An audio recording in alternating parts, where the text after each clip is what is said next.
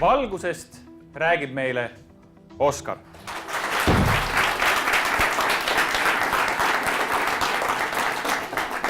Tere, mina olen Oskar, ma räägin teile valgusest. Kas te olete kunagi mõelnud, miks me näeme läbipaistvaid asju? Võtame selle kile siin. Ta on läbipaistev, kuid ometi me näeme teda. Seda sellepärast, et siin kiles neeldub kõik peale punase valguse ja seetõttu ta näibki meile punasena. Aga on ju materjale, milles ei neeldu üldse valgust. Näiteks see pleksiklaasid siin. Siit läheb peaaegu kõik valgus läbi, kuid väike osa peegeldab tagasi ning just see peegeldumine annabki meile vihje, et mu käes on pleksiklaasi tükk, mitte tühi õhk. Aga alati ei ole ka võimalik peegeldumist märgata.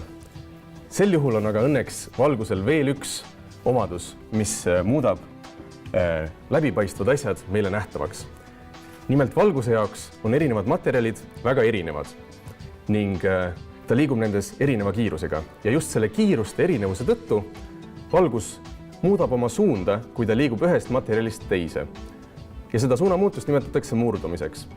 Nagu te näete, siis siit klaassilindrist läbi tulles valgus murdub, sest et jooned on kõverad.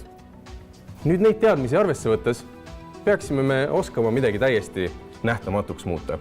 Täiesti nähtamatu on miski siis, kui valgus justkui ei saa aru, et ta liigub ühest keskkonnast teise.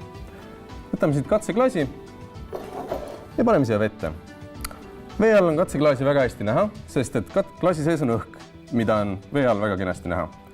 Kui me aga ka klaasi vett täis laseme, on teda endiselt näha, sest et klaasis ja vees liigub valgus pisut erineva kiirusega ja seetõttu valgus murdub. Kui me aga võtame teise katseklaasi ja paneme õlisse, on endiselt näha seda õhku, mis on õli all, sest et õhus ja õlis liigub valgus erineva kiirusega. Aga vaadake nüüd, mis juhtub, kui ma selle katseklaasi õli täis lasen.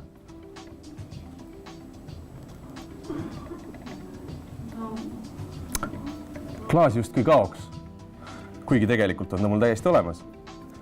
Põhjus, miks me teda siin õli sees ei näe, on see, et siin ongi valguse jaoks kõik nagu üks keskkond. Valgus liigub nii klaasis kui ka õlis samasuguse kiirusega ning peegeldumist ega murdumist ei toimu. Nii, nüüd on mul teile üks küsimus.